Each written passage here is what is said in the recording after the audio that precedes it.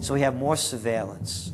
Now they're talking about, what is it called, cybercom, the new Pentagon secret cyber society that's going to be watching over us. To get those terrorists, we got to get those terrorists. So now they'll be invading our privacy even more.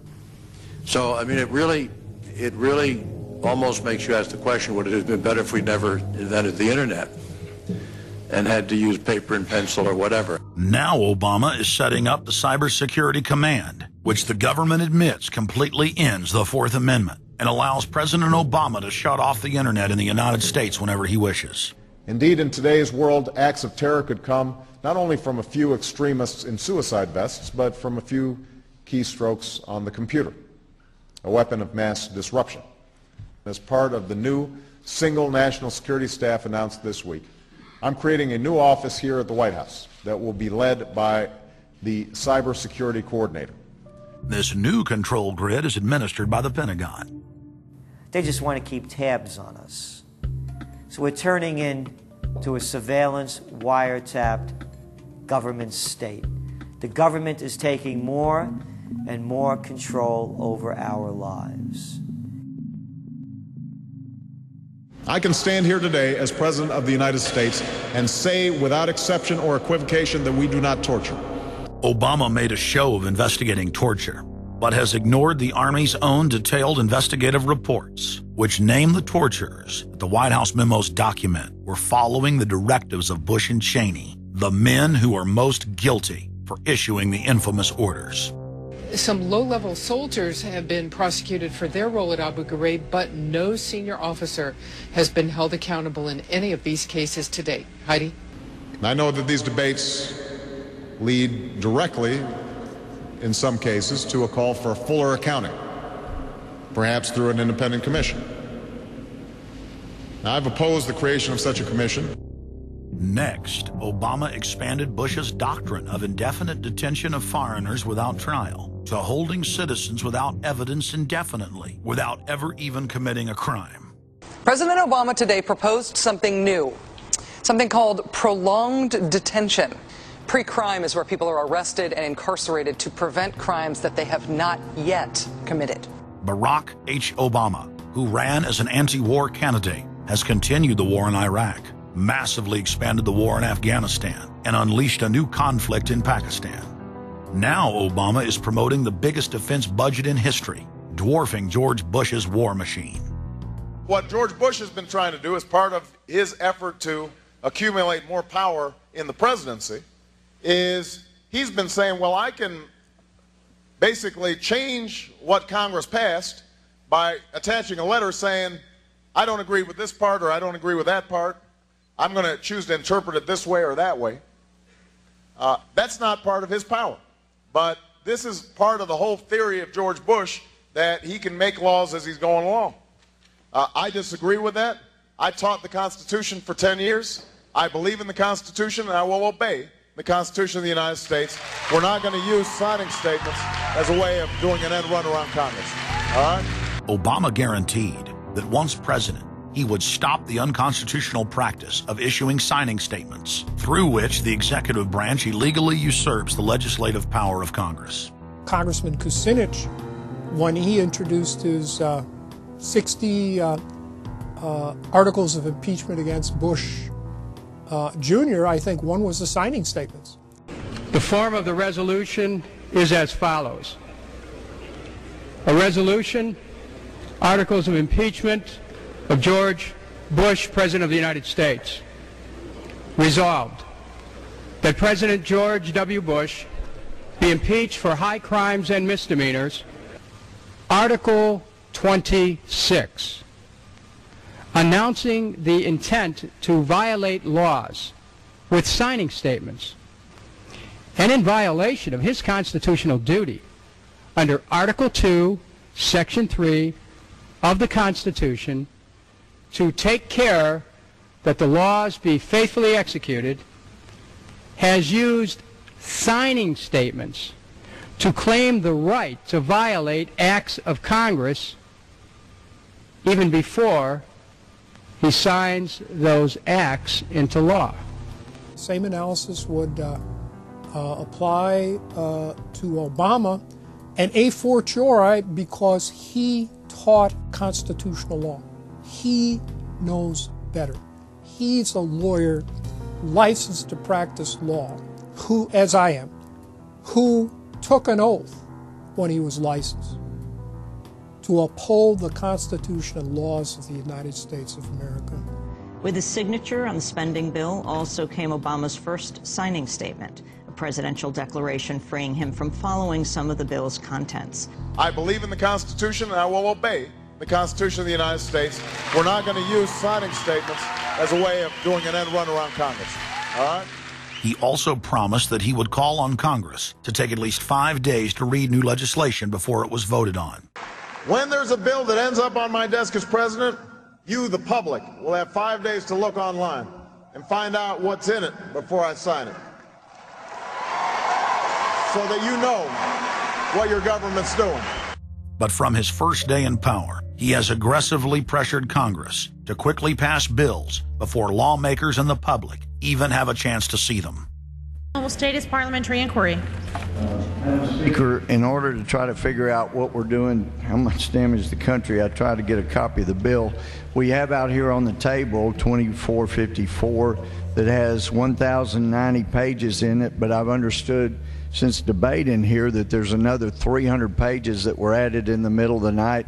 My inquiry is, how do I get a copy of the other 300 pages that people on here on the floor hadn't had a chance to read or see? Where do we get that before we cram this down on the American people? Is there somewhere physically in the House of Representatives a copy of what we're voting on?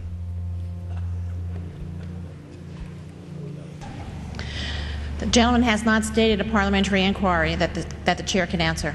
Mr. Speaker, I have to say that I am outraged. Here we are getting ready to vote on a piece of legislation, and we haven't even seen 300 pieces of this legislation. No one can even find the bill or even knows where it's at. Obama swore that he would never put lobbyists or donors in his administration. Treasury Secretary Timothy Geithner appointed Mark Patterson, and this is a former top lobbyist for Goldman Sachs, as his chief of staff. And then last week there was a lot of buzz over William Lynn. He was appointed to the #2 position at the Defense Department. William Lynn, also a former top lobbyist for Raytheon, which is one of the 5 largest defense contractors. He has now broken all previous records by cramming his administration full of contributors and lobbyists who openly write legislation being proposed by the White House. There's a good reason Obama doesn't want to give the people or Congress any time to read the bills. I'm still needing a copy of the other 300 mysterious pages that we don't get to see here. Shortly after the 2008 election, Vice President Joe Biden confided to top supporters that it was essential that their program be implemented at lightning speed. Because their agenda was so unpopular, they knew Obama would lose support quickly.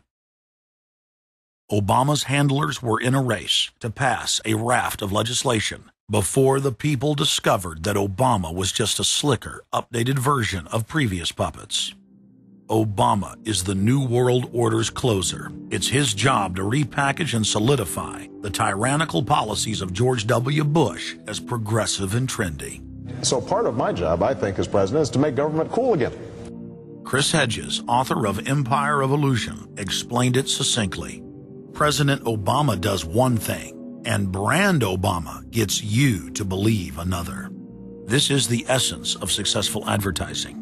You buy or do what the advertiser wants because of how they make you feel. Through Obama, the global establishment are now putting their entire program into high gear. Obama is attempting to dismantle the Second Amendment with more than a dozen victim disarmament bills now in Congress. The key is going to be, I think, for us to come together and say people do have an individual right, and there's nothing wrong with common sense gun laws. Hate crime and cyberbullying bills in the House and Senate would effectively criminalize free speech protected under the First Amendment. It is absolutely true that NAFTA was a mistake. A senior member of the Obama campaign called the Canadian government within the last month to say that when Senator Obama talks about opting out of the free trade deal, the Canadian government shouldn't worry. The operative said it's just campaign rhetoric and don't take it seriously. officials called the U.S. ambassador to Canada and say, don't worry, it's just campaign rhetoric about NAFTA? The Canadian government put out a statement indicating that this was just not true. So I don't know who the sources. It wasn't true. Amid all of the denials, sources at the highest level of the Canadian government who first confirmed that a call was made, late this afternoon reconfirmed that a call was made. President Obama is promoting the creation of a North American Union and is attempting to expand NAFTA and GATT. President Obama is pushing nation-ending blanket amnesty for more than 20 million foreign aliens living illegally inside the United States. He's also overseeing the hijacking of health care by the federal government, which will nationalize more than 20% of the U.S. economy. And you want us to believe that a government that can't even run a cash for clunkers program is going to run 1/7 of our U.S. economy? No, sir. No. Obama is continuing the transfer of national sovereignty to unelected international bodies like the United Nations and World Trade Organization. And most important of all, under the cover of banking reform, Obama wants to hand dictatorial power over the United States economy to an offshore private banking cartel known as the Bank of the World. Richard, what happened to all those threats from France's president about storming out and about having a global regulator who was going to reach across borders and be able to deal with markets no matter what country they were in? They have opened up the idea of there being some form of other regulator across countries, and I think that's going to come So back. is this some sort of new world order, which Gordon Brown kind of alluded to? I think a new world order is emerging, and with it the foundations of a new and progressive era of international cooperation. The finance heads of the 20 industrialized nations met again in late September of 2009 at the G20 summit in Pittsburgh, Pennsylvania.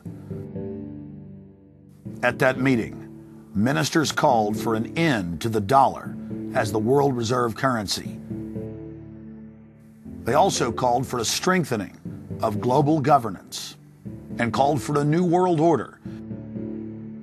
While the bankers were busy carving up the world at the G20 summit, Barack Obama was in New York City at the United Nations because he's got a new job to chair the United Nations Security Council, the most powerful position in the world government body. President Obama does what no other U.S. president ever has. As President Obama presided over the UN's most powerful body, that would be the Security Council. 6,191st meeting of the Security Council. For a couple of hours, you could say Mr. Obama was president of the world. It is the story of a world that understands that no difference or division is worth destroying all that we have built. In my own country, it has brought Democrats and Republican leaders together.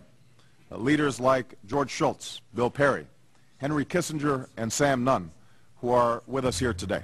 Barack Obama is the first president to hold two posts simultaneously. And there's a good reason for that. It's illegal. Article 1, Section 9 of the Constitution forbids any U.S. president from serving any foreign government or institution. He swears an oath to protect and defend the Constitution of the United States. But now Barack Obama has sworn allegiance to the global government and the United Nations that he heads up. Let that sink in real good. Barack Obama now heads the United Nations Security Council. You cannot serve two masters, and Obama isn't. He's selling out the last vestiges of sovereignty that this country had. This, ladies and gentlemen, is the destruction of our nation, and it's also high treason. Obama's lies are obvious and out in the open. He hides in plain sight. And from the moment he took office, his lies have only increased, despite the fact that his ratings have dramatically dropped since Election Day. From the mid-80s to the low 40s, a large portion of Americans still gullibly hang on his every word.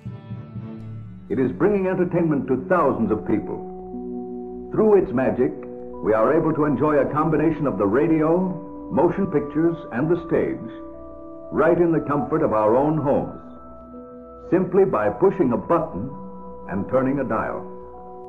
These cells with their electrical charges are scanned by a stream of electrons, completing 30 pictures a second. Compare that crude picture with these of today, and you can judge for yourself how far along the road to perfection television has traveled.